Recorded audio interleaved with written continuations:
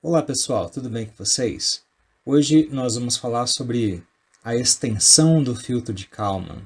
Como você se lembra, o filtro de Kalman é aquele filtro que resolve da melhor maneira possível filtragem estocástica de sistemas dinâmicos. No entanto, ele é feito para sistemas lineares. Hoje nós vamos ver então como estendê-lo, famoso filtro de Kalman estendido, para sistemas não lineares, todos os tipos de sistemas. Vamos lá? Muito bem, pessoal. No último tópico, nós estudamos o filtro de Kalman. Nós vimos o grande problema que o filtro de Kalman resolveu, que era o fato de que em sistemas dinâmicos, estocásticos, afetados por ruídos, a esperança dele, ou seja, a média, e o sistema se descolam, ou seja, eles não ficam juntos e a esperança perde a serventia dela. E este foi o problema que Kalman resolveu de maneira ótima, ou seja, não existe maneira melhor possível que o Kalman em termos estatísticos, ou seja, trata-se de uma otimização estatística, estocástica, para resolver o problema. E como ele aplicou mínimos quadrados, como você pôde ver, não tem maneira melhor de resolver. Então é o que o Kalman faz, No fundo, é um gradiente descendente estocástico. E é por isso que não tem solução melhor. Ela é a melhor no sentido estocástico. Tudo bem? E como vocês sabem, ele fez a resolução para sistemas estocásticos lineares. Se você se lembra bem, este é o algoritmo do filtro de Kalman. Então, seja um algoritmo desse tipo, em que existe um sistema que nós queremos rastreá-lo, ou seja, descobrir onde ele de fato está, e nós dispomos então de um sensor que é capaz de ler os estados do sistema, porém esse sensor também é afetado por ruídos, porque você sabe, o mundo não é perfeito, não é verdade? Não tem como escapar de que nossos sistemas tenham seus estados corrompidos.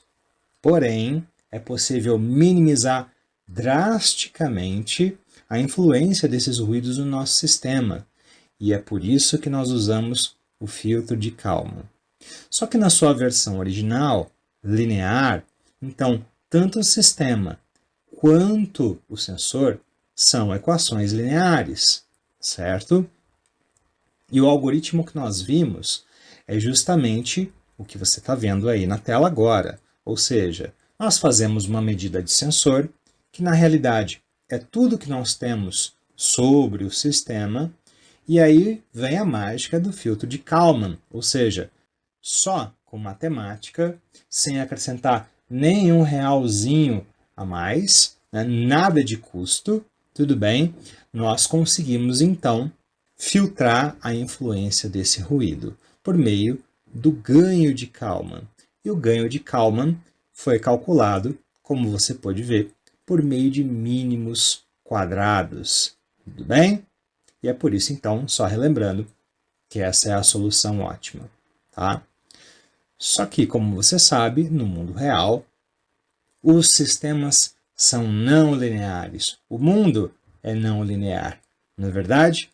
E, por causa disso, o filtro de Kalman, do jeito com que ele está colocado, não serve para usarmos no mundo como um todo. Tudo bem?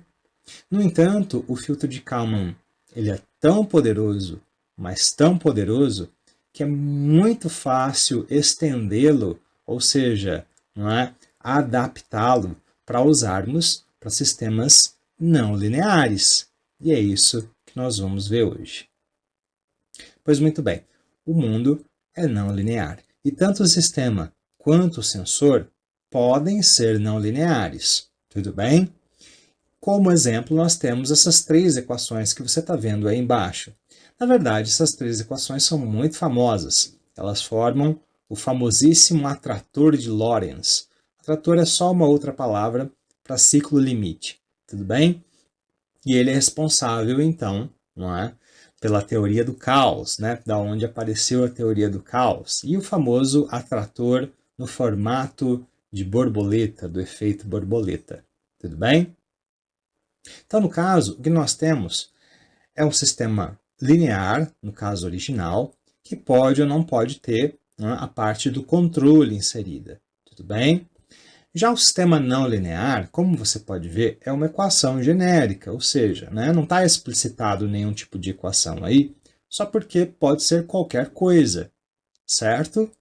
E, enfim, né, pode ou não depender de entradas de controle. Não tem a mínima obrigação de ter, mas pode ter.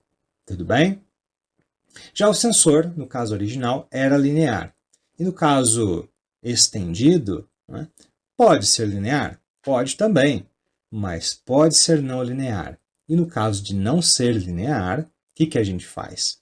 Então, essa é a motivação original para o filtro de Kalman. Tá bom? E bom, como é que nós fazemos para adaptar, né, estender, então, o filtro de Kalman original linear para o caso não linear? Ora, como nós temos sempre feito para todos os casos que envolvem sistemas não lineares, que é por meio da linearização. Pois, muito bem, é exatamente isso. Nós usamos linearização em vários casos, no controle, não é? Na otimização dos caminhos, não é verdade? A otimização sempre vai se valer de derivadas, não é verdade? Não é? E a linearização é simplesmente a linha que é tangente à curva num determinado ponto, como você se lembra. Pois muito bem, é isso mesmo. Então nós vamos linearizar os sistemas não lineares para inseri-los no filtro de Kalman. E é só isso? E é só isso. Tudo bem? Como você bem se lembra, a linearização, não é, dos sistemas não lineares é feita, não é, por meio das séries de Taylor. Não é? As séries de Taylor se valem, portanto, não é, de sucessivas derivadas. Ou seja, tudo que a série de Taylor quer fazer é imitar a função original, fazendo com que exista, então, uma série, no caso, tem infinitos elementos que, não é, querem, elemento a elemento, ter, então, a mesma taxa de variação da função, não é, naquela ordem 0, ordem 1, ordem 2, ordem 3, até o infinito. Né? Quando eu digo ordem, estou dizendo em termos de derivada. Bom, nós vamos querer só as duas primeiras, não é? Que aí nós formamos, então, a linha tangente à curva, uma reta. Então, tudo o que você precisa, no fundo, você já tem em mãos. E esse é o algoritmo de Kalman estendido. Se você reparar bem, é exatamente igual ao algoritmo original, linear, do filtro de Kalman. O que nós vamos fazer? Nós vamos ter agora, então, no caso, não é, um sistema não linear e um sensor, que também pode ser não linear, certo? E o que vai acontecer?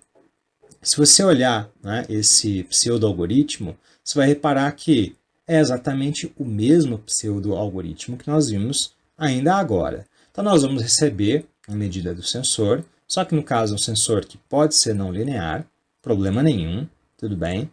E aí nós vamos fazer exatamente os passos do filtro de Kalman, que é o quê? Fazer uma predição de onde o sistema pode estar por meio da sua média, ou seja, sua esperança, tudo bem? E para isso nós vamos utilizar então justamente a esperança tanto do sistema quanto do sensor. E para isso nós vamos usar, claro, as equações não lineares. Não tem por que não usar as equações não lineares, afinal de contas nós as temos. E ao usar as equações não lineares, temos um palpite muito melhor, ok? De onde pode estar o nosso sistema. Só que também temos que predizer o quê? Temos que predizer a variância, não é, que lá existe. Só que a variância, no caso, ela não é dependente, aí no caso da linearização. Então teremos, aí nesse caso, o cálculo dos jacobianos, ou gradientes, ou derivadas, né? o caso dos jacobianos, que são aí, né, as linearizações dos nossos sistemas, e usamos essas linearizações no nosso cálculo da nossa variância. Tudo bem? E, finalmente, não é, temos a correção, não é, da nossa média, ou seja, da nossa esperança, por meio do ganho de Kalman, que vai usar, claro, a linearização do sensor. E é isso. E é só isso. Tudo bem? Então, como você pode ver, não mudou absolutamente nada. Apenas vamos recorrer a linearizações e o algoritmo continua exatamente igual. Então, aqui com você, eu vou fazer um exemplo de linearização, claro, não é? Só para você ter noção do que fazer. E aí, claro, eu vou usar o atrator de Lorentz, porque são 3 equações que dependem de 3 variáveis, tá? Então, um sistema não linear, como você pode ver. E vamos fazer a linearização dele, então. Só que, como você pode ver, ele está escrito aí em termos contínuos, não é? E também está escrito em termos diferenciais. Muito bem, tá? O filtro de Kalman, ele é um filtro iterativo, tá? E ele é um filtro que depende o quê? De uma discretização do sistema. Então, reescrever o sistema, né, de modo computacional é importante para a gente. Nós já fizemos isso antes e vamos fazer aqui de novo. Claro, existem várias maneiras de construir essa transição do contínuo para o discreto. Nós vamos usar aqui, claro, a mais simples de todas, que é a simples aplicação do conceito de diferenciação, de taxa de variação, de derivada de Newton. Como você pode ver, a taxa de variação nada mais é que a medida de um ponto comparada com seu instante imediatamente anterior, dividido pelo instante de tempo que demorou entre as duas medidas. E a gente, claro, faz o limite desse instante de tempo tender para zero. Esse é o conceito original. Porém, em computadores, esse tempo não é infinitesimal. Como você pode ver, não dá para tender ele a zero. Então, na verdade, nós vamos manter um tempo que nós vamos chamar então de taxa de amostragem grande em termos infinitesimais, tá? Mas para nós ele vai ser, claro, um valor pequeno, por exemplo, 0,1 segundos, alguma coisa nesse sentido, tá? E aí podemos dispensar o limite. E se, por exemplo, nós tivéssemos uma equação do tipo x ponto, ou seja, velocidade x, igual a um f de x qualquer, que pode ser qualquer equação não linear, por exemplo, então aí você tem a transição do contínuo para o discreto, escrevendo então uma equação diferencial como sendo uma equação aí a diferenças de maneira integral. Tudo bem? Ou seja, um somatório. Certo? Então é justamente isso que nós vamos fazer. Olha só, se nós aplicamos o mesmo conceito nas equações de Lorentz, nós temos aí esse sistema de equações que, se simuladas, constroem justamente este atrator, ou seja, esse ciclo limite que você está vendo aí no meio. Ele é famoso porque, dependendo do ponto de vista, ele é tridimensional, como você pode ver. Dependendo do ponto de vista que você olha, e eu coloquei aí o ponto de vista, ele parece uma borboleta. Então, como é que nós vamos fazer a linearização aí do atrator de Lorentz? Bom, são 3 equações a 3 variáveis, o caso é um sistema de equações multidimensional, portanto, jacobiano. O jacobiano nada mais é que as derivadas parciais, ou seja, com relação a cada uma das variáveis, de cada uma das funções, conforme você pode ver, ou seja, o gradiente de cada uma dessas funções. Tá bom? E, resultado, nós temos essa matriz F, que você está vendo aí na tela, e a matriz F, é o jacobiano do atrator do ciclo limite de Lorentz. E é isso, e é só isso. Bom, com relação aos nossos sensores, tá? Então, como nós pudemos dizer, eles são lineares no algoritmo original, mas eles podem ser não lineares, claro, no mundo real, como você sabe. E o fato deles serem não lineares é um incômodo muito grande. Por quê? Por que a propagação tem que ser linear? No que isso ajuda a gente? Bom, como você pode ver nessa figura, nós temos então, em azul, uma medida de um sistema que vai ser então lido, tá, por um sensor linear, aí no caso, que é a reta vermelha, e ao ser lido, não é, o que acontece é que se o sensor for linear, ele é uma reta. Não é? E a reta ela nada mais é que uma escala, tá? Só que ela não altera a distribuição do nosso sistema. Se o nosso sistema tem uma distribuição gaussiana, aí como você pode ver pela gaussiana azul, né, depois da medida do sensor, que é ali aquela gaussiana, não é, preta, né, no eixo Y, você vê que continua sendo uma gaussiana. Você só vai dar uma alterada no desvio padrão dela, tá? Mas ainda é uma gaussiana. No entanto, se o nosso sensor for não linear, então aí você pode ver que a linha vermelha não é mais uma reta, é uma curva qualquer, ou seja, o sistema não linear. Então o que vai acontecer é que ao tirar uma medida do nosso sistema, né, a distribuição, tá, da nossa medida não será mais a mesma do sistema, não será mais a original, no caso aí não será mais uma gaussiana, tá? Mudou, tudo bem? Quase que virou aí uma Poisson, não é? A invertida, vamos dizer assim, não é? Por quê? Não é? Porque o sistema é não linear. E alterar, não é, a nossa distribuição é muito ruim, porque nós assumimos, né, quando estudamos o filtro de Kalman, que vale o teorema central do limite, e valendo o teorema central do limite, nós assumimos que todas as distribuições são gaussianas. Bem, então dependemos disso. Por isso, nós fazemos a linearização do nosso sensor também, tá, naquele instante de tempo, como você pode ver agora esta reta magenta, não é?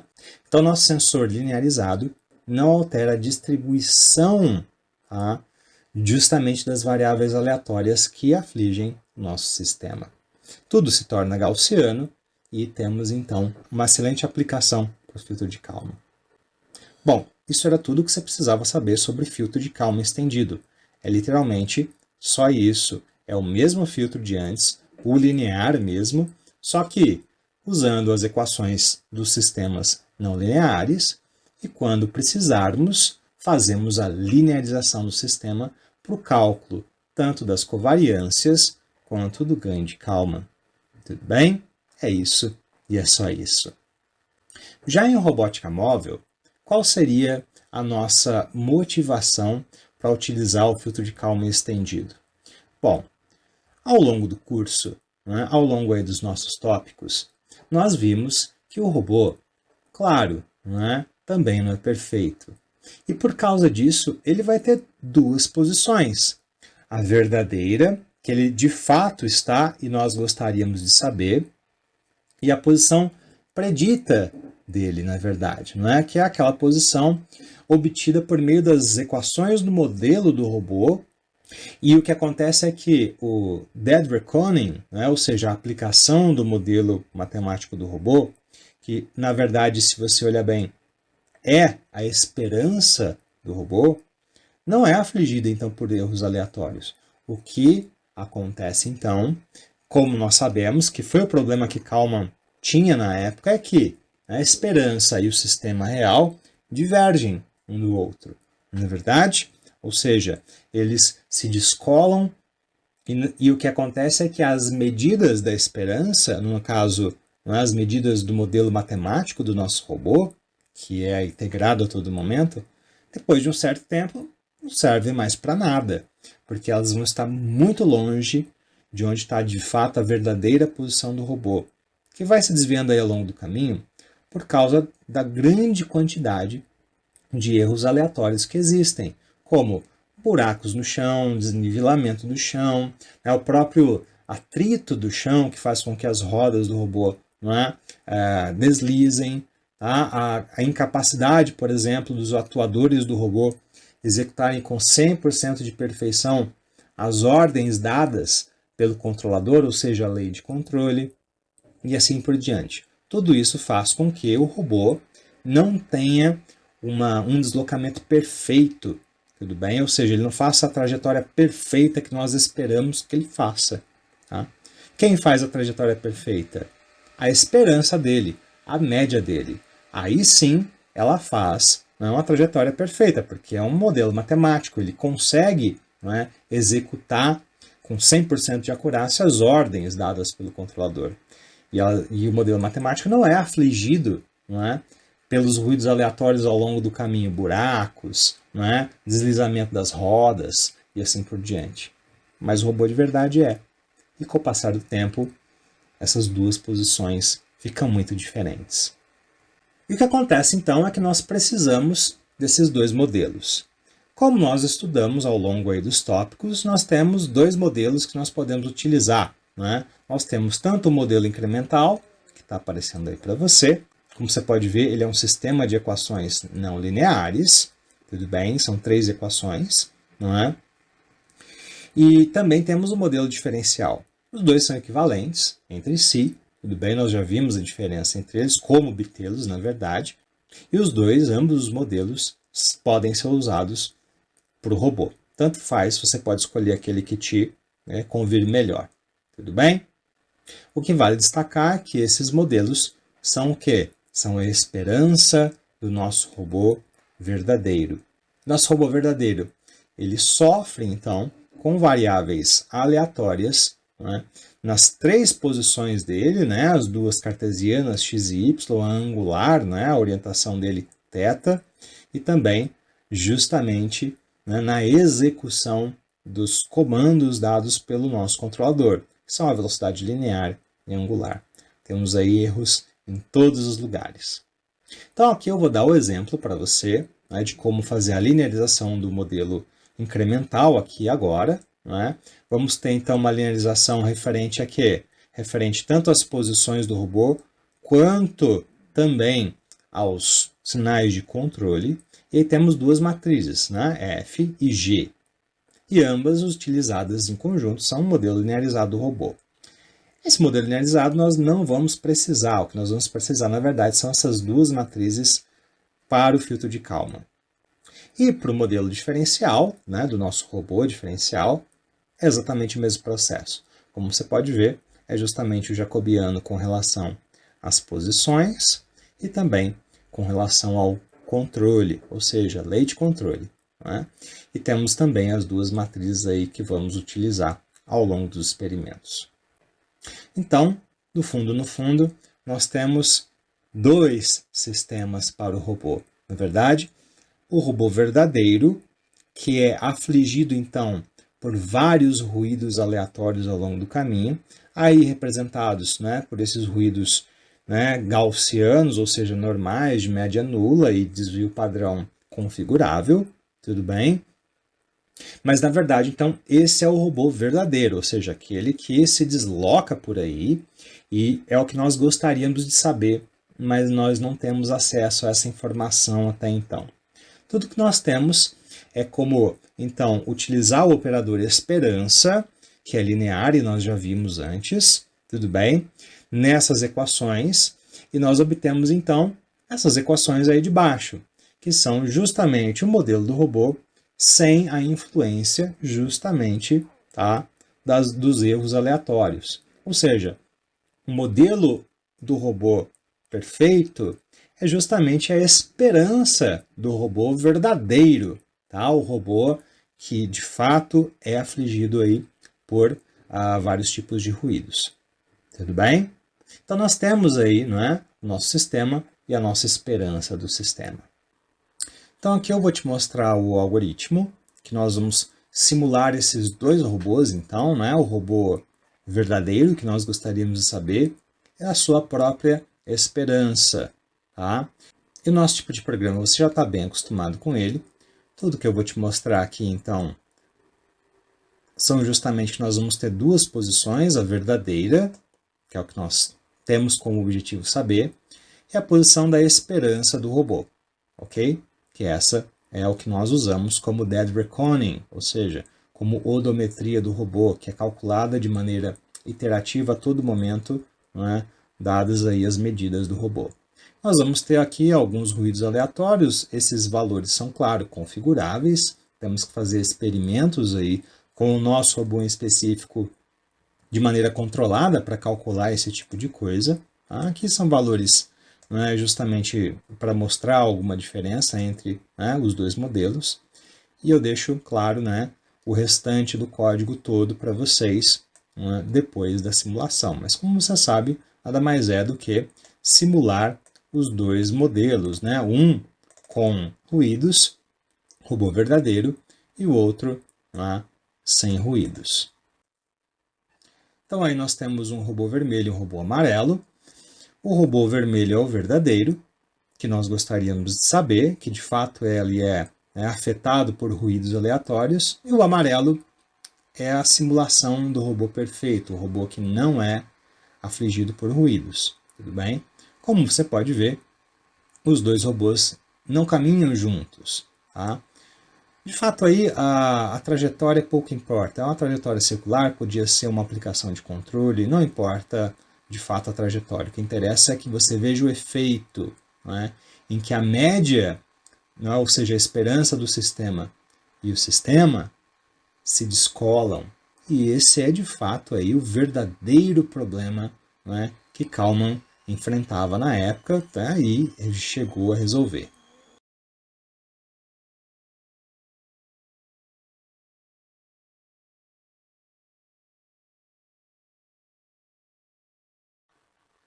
Então aí o robô, depois de várias voltas, né, nós podemos ver que o rastro do robô é verdadeiro, se descola totalmente do rastro da esperança dele.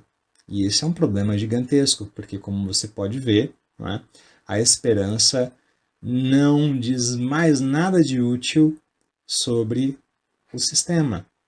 Bom, para ter alguma medida de onde está o nosso sistema, nós precisamos de um sensor, não é verdade?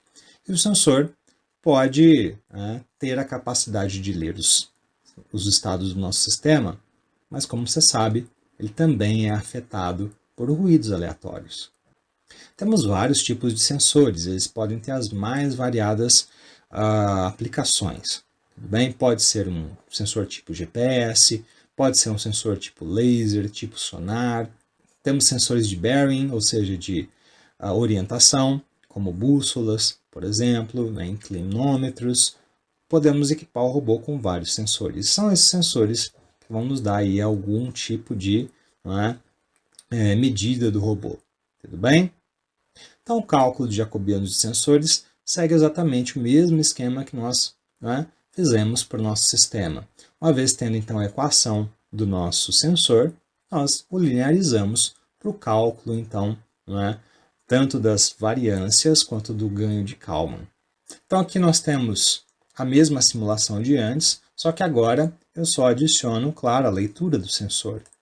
Então, a título de exemplo, nós vamos usar um sensor do tipo GPS, é um sensor linear, mas é simplesmente por puro exemplo, tudo bem? Podia ser qualquer tipo de sensor. Então, aqui nós temos a definição dos ruídos desse sensor, ou seja, ele vai entregar para a gente a posição cartesiana do robô, x e y, porém, ela vai estar o quê? Corrompida por um ruído aleatório gaussiano com estes desvios padrões. Tudo bem? Quanto maior o desvio padrão do sensor, piores são as medidas. E claro, como você pode ver, é o mesmo programa de antes, eu simplesmente agrego a leitura do sensor. Então, como você pode ver, é exatamente a mesma simulação de antes, só que dessa vez acrescentamos o sensor. E o sensor é dado por essa linha verde, que é a tentativa do sensor de fornecer para a gente a posição do nosso robô verdadeiro, o robô vermelho. Tudo bem? Então você vê que por um tempo a esperança até é capaz de ficar próxima, tá, do nosso sistema, porém chega uma hora em que elas se afastam demais, pelos efeitos que nós já conhecemos, e o sensor que de fato acompanha o sistema verdadeiro permanece perseguindo esse sistema verdadeiro, como você pode perceber, porém afetado aí altamente por ruídos aleatórios.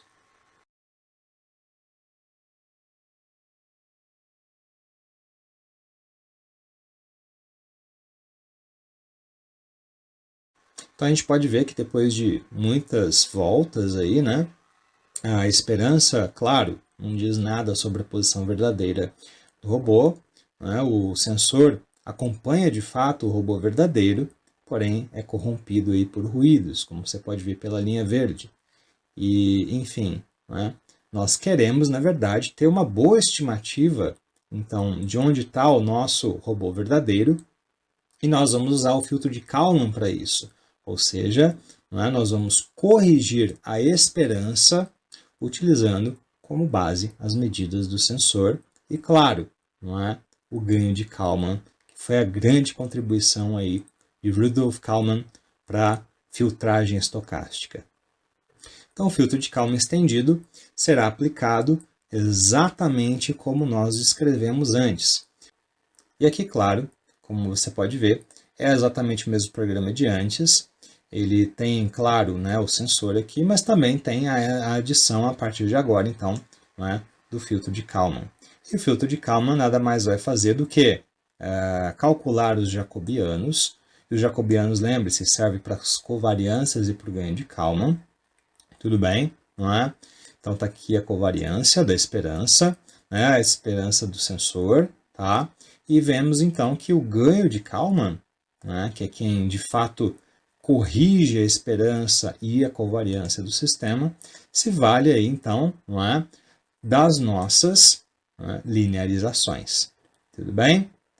O nosso primeiro experimento, nós vamos fazer exatamente o que nós estávamos fazendo antes. Fazer com que a esperança comece exatamente no mesmo lugar, né, do sistema verdadeiro. E o resultado de antes era que a gente vê que conforme o tempo passava, conforme os sistemas iam se deslocando, os dois se descolavam. E a partir de agora, então, nós vamos ver o filtro de Kalman em ação. Então, a partir de agora, nós vemos que a esperança, que é o robô amarelo, não se descola mais, não é, do nosso sistema verdadeiro, que é o robô vermelho, que agora lá fica sempre debaixo, né, do robô amarelo, ou seja, um está sempre em cima do outro. Não é? Claro que, como você pode perceber, né, dependendo da influência desse ruído, não é, haverá sim uma certa variação. Como você pode ver, não é perfeito. Só que esta é a melhor coisa, não é? A melhor solução possível que você poderia obter, que você poderia fazer para correção de ruídos. Como você pode ver, né, de fato a média acompanha o sistema. Tá? E nós temos então agora, né, uma boa estimativa de onde nosso sistema real está. Na verdade, a melhor estimativa possível, não é? Por meio do filtro de Kalman. E agora nós podemos, a partir disso, fazer controle, por exemplo, fazer, né, qualquer outro tipo de aplicação com robô. Nosso segundo experimento vai fazer o quê? Vai fazer a nossa esperança começando de um lugar bem distante, ou seja, um chute bem errado aí, inicial, que nós demos para a esperança. Nós não sabíamos onde o robô verdadeiro estava, então colocamos em qualquer lugar aí e tudo bem. Não é? Será que o filtro de Kalman tem capacidade de ainda assim resolver esse problema? Então, assim como no caso linear, nós vimos que tinha a capacidade, o caso não linear também tem essa capacidade, ou seja, né, mesmo começando de um lugar bastante incorreto, né, a nossa esperança rapidamente convergiu aí, né, para o nosso sistema verdadeiro, e a partir do momento que a esperança converge para o sistema verdadeiro, ela não sai mais de perto dele, estamos convergidos e temos aí, não é, a melhor, né, medida possível para o nosso sistema. Tudo bem? Dado, claro, esse sensor. Né? E essa é a grande contribuição do filtro de Kalman, ou seja, de Rudolf Kalman. Tá? É a filtragem estocástica, no sentido estocástico, portanto, o melhor possível, né, por meio aí de mínimos quadrados estocásticos. Tudo bem?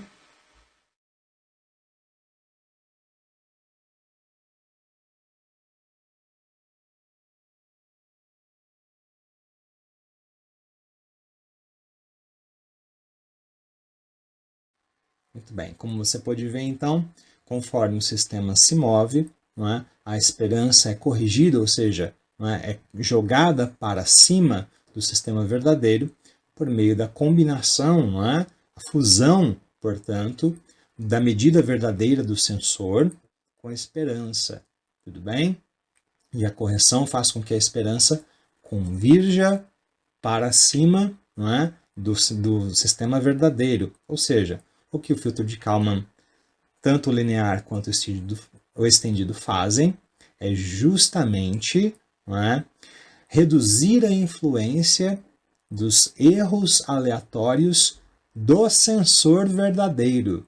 Tá? O sensor verdadeiro é acometido por erros, e são esses erros que são extremamente, drasticamente atenuados, tá?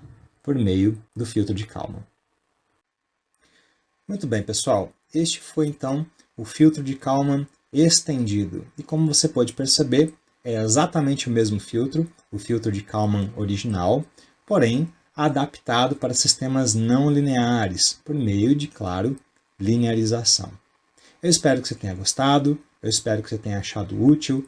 Como você pode perceber, ele pode ser adaptado para qualquer tipo de sistema não linear. O nosso robô foi um exemplo, tudo bem?